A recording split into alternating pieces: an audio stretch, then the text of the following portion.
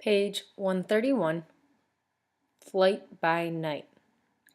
As she ran toward the woods, Laura's first thought was how easy it was to run without skirts. Boys were certainly lucky. Martin reached the shadow of the maple tree almost as soon as she did. There they paused. She was about to make a dash for the woods when she heard the clop-clop of a horse's hoofs on the road. A horse and rider came into view from the direction of Lewiston. Soon they were joined by the sentry Laura had seen patrolling the road in front of the house. Scarcely breathing, she and Martin waited while the men talked, looking often toward the Eastman house. The men glanced toward the backyard. Would they see the two who were standing in the shadow of the maple? Laura thought not. She and Martin were wearing dark clothes, and Martin had the added advantage of a dark-skinned face. Moving cautiously, she pulled her cap low over her forehead and lifted the collar of the jacket to hide as much as possible of her white skin. Please pause here and take some notes. Top of page 132. After the longest 5 minutes of her life, the men parted, the one on horseback traveling toward Lewiston and the other walking east. As soon as the sentry's back was turned, she and Martin fled toward the woods.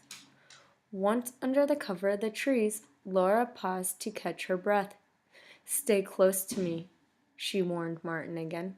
"We mustn't get separated. Hang on to the back of my jacket."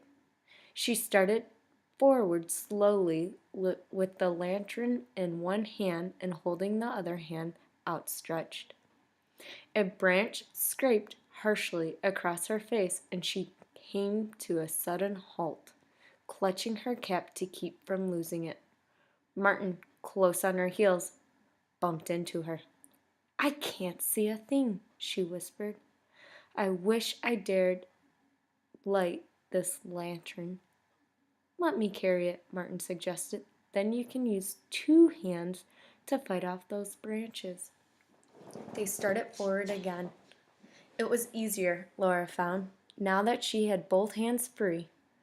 Also, as time went on, her eyes became more accustomed to the dark, and soon she could see the black trunks of maple and beech and oak and the furry clumps of pine and spruce. She began to regain the confidence she had once had when in the woods. Now and then a slight tug on the back of her jacket told her that Martin was with her. Please pause here and take some notes. Top of page 133.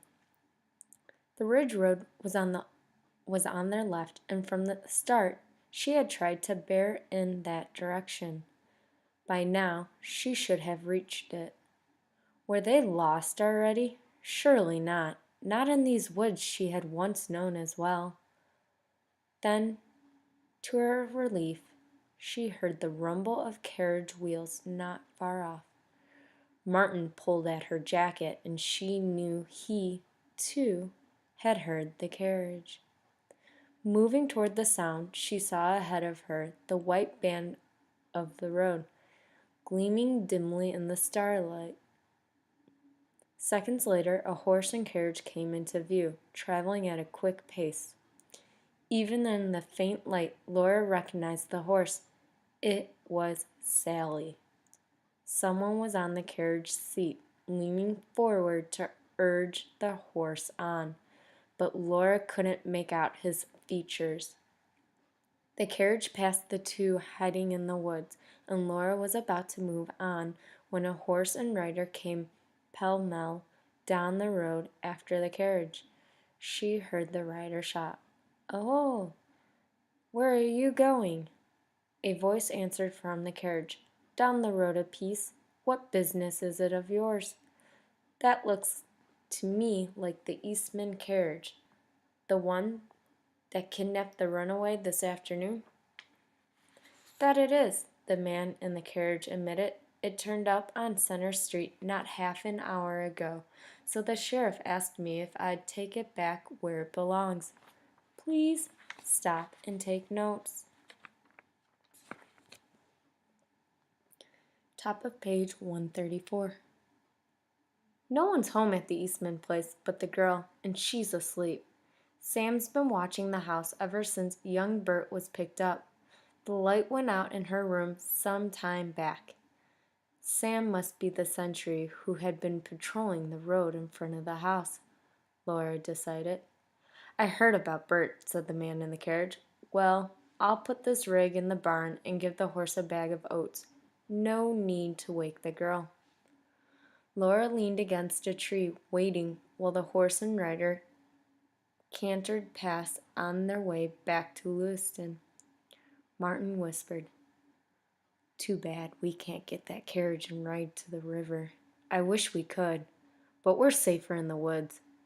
Too many people were abroad tonight, Laura thought. The carriage would surely be stopped before they could reach Tryon's Folly. I know, Martin agreed. Well, we'd better move on. Keeping the ridge road in sight on the left, they pushed ahead, making good time until they neared a farmhouse. At their approach, the farmer's dog set up such a racket that his owner came outside to investigate. Please pause here and take some notes. At the bottom of page 134. The dog ran directly toward the woods where Laura and Martin were standing, afraid to stir lest the crackle of dry leaves and branches betray them still further. They could hear the man call, Come back here, Rupert. I'm not chasing after any porcupines or skunks tonight. But Rupert was persistent, and finally the farmer gave in, saying, All right, you win. I'll get my gun. Hearing this, Laura and Martin waited only until the farmer entered the house for his gun. Then they ran as fast as they could. In spite of her fright, Laura tried to keep her bearings. Their only hope was to stay in sight of the road. Although her memory of the land around Lewiston was coming back to her, she knew she couldn't find her way deep in the woods at night. The barking of the dog proved to be a guide as well as a spur, for it helped Laura to lead the way in a wide circle around the farm. She and Martin pushed on until they fell to the ground, completely out of breath. When the pounding of blood in her ears stopped, Laura listened for the dog, but silence had descended on the woods. Now I know how you felt with the bloodhounds after you, she told Martin. They're worse, he said. They make that awful howling noise, and you know they never give up. Please pause here and take some notes. At the top of page 136. Martin sat up and examined the lantern, to which he had clung all through their wild flight. It's still whole, he said. Laura struggled slowly to her feet and walked unsteadily to the edge of the nearby clearing. We've come around to the north of Lewiston, she said. Mohawk Street is over there. She pointed to the left. So if we go straight ahead, we should reach the river. She didn't want Martin to guess how worried she was. The trip was taking longer than she had expected. What if the boat had already come and gone by the time they reached Tryon's Folly? In a few minutes, they came onto the river road, across from Judge Stow's estate. Laura felt encouraged. This last part of their trip had gone quickly. We're almost there, she said softly. Praise be, answered Martin. They hurried north in the shelter of the trees, for Laura did not dare to cross the road at this point. Judge Stow's land was too open for safety. When the dark mass of woods near Tryon's Folly lay opposite of them, she whispered, "We'll cross here." The road was empty in both directions, so she scurried over with Martin beside her. They had barely reached the other side when hoofbeats clattered out of the drive at Judge Stowe's and came down the road toward Tryon's Folly. Martin dropped to the ground and lay motionless, while Laura crouched beside him. Please pause here and take notes.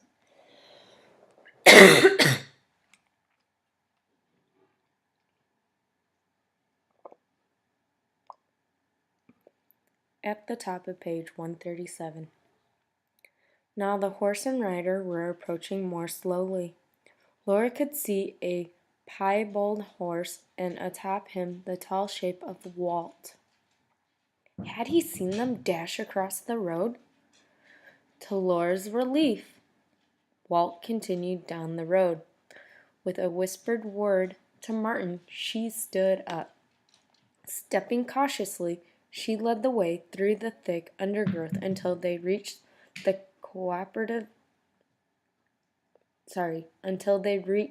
comparative openness of the lane.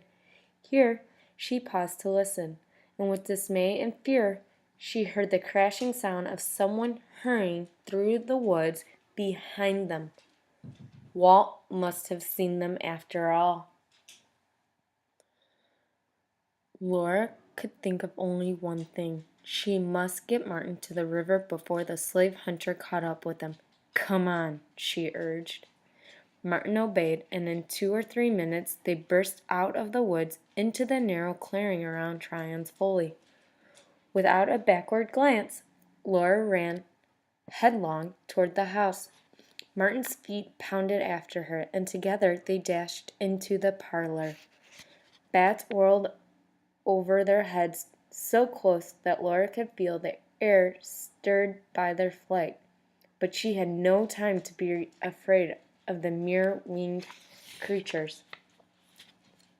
By the dim light that came through the high windows, she rushed through the rooms to the kitchen. Please pause here and take some notes. At the top of page 138. She flung open the door to the cellar. "Here are the stairs. Put your hand on the railing." The darkness seemed to reach up to smother them. Laura felt as if she were descending into a well. Behind her, Martin gasped. "Where are you?" "Here." She tried to sound calm. "Give me the lantern." She placed it on the floor, pulled a lucifer from her pocket, and struck it. In the flare she could see to open the lantern and touch the wick with the flame. She jumped to her feet, crossed to the door in the west wall, and then pulled it toward her. Ahead lay the short tunnel that sloped down to the next cellar. "Come on." She started ahead with the light. "Watch out for the stairs at the end of the tunnel." "Yes, Miss Laura," said Martin. Laura heard both fear and bravery in his voice. "Just a little further," she encouraged him. "You'll soon be crossing the river." They were in the second cellar, and Martin had the trap door raised, when Laura, pausing to listen, heard a door open someplace upstairs. Footsteps thudded far ahead. It sounded as if more than one person was up there. Walt must have a deputy or another slave catcher with him. Please pause here and take some notes. At the top of page 139. Laura exchanged a terrified glance with Martin. "Close the trap door and hurry." She plunged down the steps, stumbling and almost falling in her haste. Frantic with excitement, she glanced desperately around the third cellar. "Where is that trap door?" she asked herself. Only this afternoon she had been through these cellars, but now, in her panic, she couldn't recall where the entrance to the next cellar was. Martin snatched the lantern from her hand and scurried around the room. In a moment he had located the trap door in the floor, beneath the windows that faced the river. Swiftly he raised the door, set the lantern on the floor, and stood aside, waiting for Laura. "Go ahead," she whispered. "Down there you'll find a door on the side of the cellar toward the river. Run out and hide." Martin scrambled down the ladder, while Laura seized the lantern and turned to climb down after him. Her foot found the top rung of the ladder, and she reached for the trap door. To her horror, she heard footsteps enter the room she was leaving. She had no time to lower the door. Below her, Martin warned, "Watch out for the last rung. It's loose." Please pause here and take some notes. Top of page 140.